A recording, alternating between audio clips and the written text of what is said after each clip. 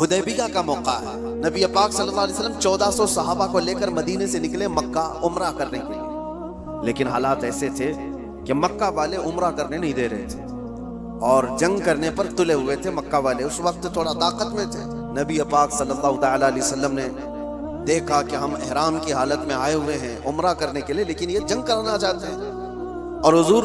جنگ نہیں کرنا چاہتے تھے، تو مکہ والوں کے سامنے آپ نے صلح کی تدبیر رکھی کہ ہم آپس میں سمجھوتا کر لیتے، صلح کر لیتے، تو مکہ والے اس پر تیار ہوئے، صلح ہوئی دونوں کے درمیان۔ سنیے، بظاہر ایسا لگتا تھا کہ حضور صلی اللہ تعالیٰ علیہ وسلم مسلمانوں کی جانب سے دب کر کے صلح کی گئی ہے، ظاہراً ایسا لگتا تھا، کیونکہ مکہ والے اپنی ساری شرطیں رکھے ہوئے تھے اس وقت کہ اگر ہمارا کوئی آدمی مدینے چلا گیا بھاگ کر تو آپ کو اسے واپس کرنا پڑے گا، اور اگر آپ کا کوئی آدمی ہمارے پاس آیا تو ہم واپس نہیں کریں گے۔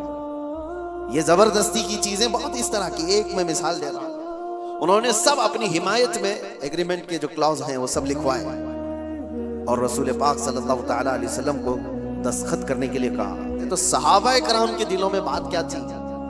سب یہ دیکھ رہے تھے کہ یہ مکہ والے کیسے ہم کو جھکا رہے ہیں،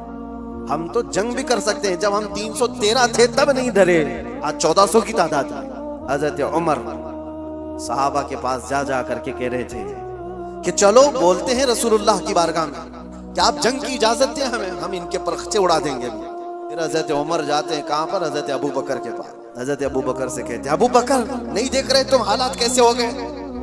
مکہ والے ہم پر حاوی ہوتے جا رہے ہیں، غلبہ پا چکے ہیں اور ہمیں جھکا کر کے صلح کرا رہے ہیں، اور رسول اللہ صلی اللہ علیہ وسلم ایسے وقت ان کے ساتھ صلح کی دستخط کر رہے ہیں۔ ابو بکر چلو آپ کی بات رسول اللہ ٹالتے نہیں، تو یہ بولے جا رہے تھے، حضرت ابو بکر سنتے رہے۔ اس کے بعد جانتے ہو حضرت ابو بکر پلٹنے اور اتنے جلال کے ساتھ حضرت عمر کے کندھوں کو پکڑ کر جھجھوڑ دیا اور کہا الزم غرضک یا عمر، اے عمر ہوش میں رہ کر کے بات کرو، تم کس کے لیے بات کر رہے ہو؟ وہ اللہ کے رسول ہیں، انہوں نے جو فیصلہ لے لیا دنیا ٹل جائے ابو بکر اس کے خلاف نہیں جا سکتا۔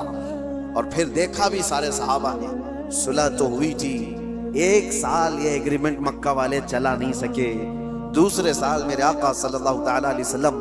10,000 صحابہ کو لے کر مکہ تشریف لائے تھے اور بغیر جنگ و جدال اور قتل و قتال کے مکہ فتح ہو چکا تھا۔